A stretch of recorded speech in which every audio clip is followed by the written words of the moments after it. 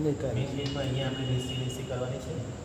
Nissi 3 મનથી, વચનથી અને કાયા, એટલે 3 વાર આપણે બોલીએ નિસી નિસી નિસી.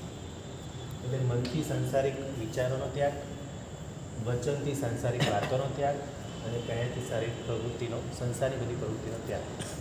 એ ત્યાગ કરી અને દેરાસરની અંદર આપણે પ્રવેશ કરવાનો. અને અંદર જઈને પણ જેવા પ્રભુ દેખાય નમોજીરામ તો તરત કરવાનું છે. આપણે કમરથી ઝૂકીને નમોજીરામ કરવાનું છે, બરાબર. એને અર્ધાવનત કહેવાય છે, અર્ધાવનત નમસ્કાર. પછી હવે દેરાસરમાં પહેલાં બધું જોવાનું છે, બધી વસ્તુ વ્યવસ્થિત છે કે નહીં એ બધું જોવા માટે. એટલે બીજી નિસી એના પહેલાં આપણે આટલી છૂટ છે. અને આ નિસી કર્યું ને એટલે આપણે આંખે લગાવવાનો છે હાથ, અને માથે મસ્તકે લગાવવાનો છે. કે એ જે ઝીણી ઝીણી જે રજકણો છે ધૂળ, એમાં અહીંયા આ સંઘમાં કેટલા ઉત્તમ જીવો આવતા હોય. એમાં કોઈ કૃષ્ણકોનો જીવ હોય, કોઈ ગંડકોનો જીવ હોય, કોઈ જલ્દી 2-3 ભાવમાં મોક્ષે જવાનો હોય, એવા ઉત્તમ જીવો હોય.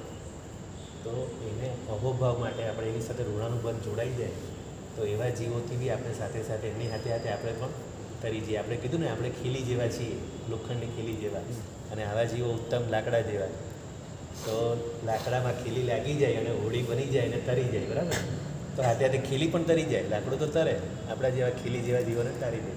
એટલે આવા ઋણાનુબંધ આપણે જોડવાનો છે આવા ઉત્તમ જીવો સાથે. એટલે અહોભાવથી આપણે કરવાનું છે. હવે અંદર ગયા પછી પહેલાં જોઈ લેવાનું, જો કદાચ કાજુ કાઢવો હોય, ચોખ્ખા વગર પડ્યા હોય, કોઈ સરોમંગલ કરે એટલે ચોખ્ખા બધા પડ્યા, કોઈના પગમાં આવતા હોય, આપણને બી ક્યાંક ન ગમે ચોખ્ખા પૂછે, ગમે કોઈ નહીં. અમુક ચોખ્ખા એવા ને અણીતર એવા લાગે ને, કોમળતા બધાની કેવી હોય, કોઈની ન હોય. તો આપણે એવું કરવાનું કે આપણે તો સૌનો લાભ લઈએ, કાજો કાઢી લેવાનો. કાજો કાઢવામાં 100 વર્ષના નરકનો આયુષ્ય તૂટે છે. ખાલી એટલો કાજો ભાવથી લઈએ ને, મારા સંઘની ભક્તિ કરવામાં મને લાભ મળે. એટલે આપણે બીજાનું જોઈને નહીં કરવાનું. બીજા આપણા માટે શું વિચારે એ જો કરવા જશો ને તો તમે ભક્તિ જ નહીં કરી શકો. એ વિચાર જ મૂકી દો સાઈડ પર. શિરીષભાઈ, બીજા શું વિચારશે? સબસે બડા રોગ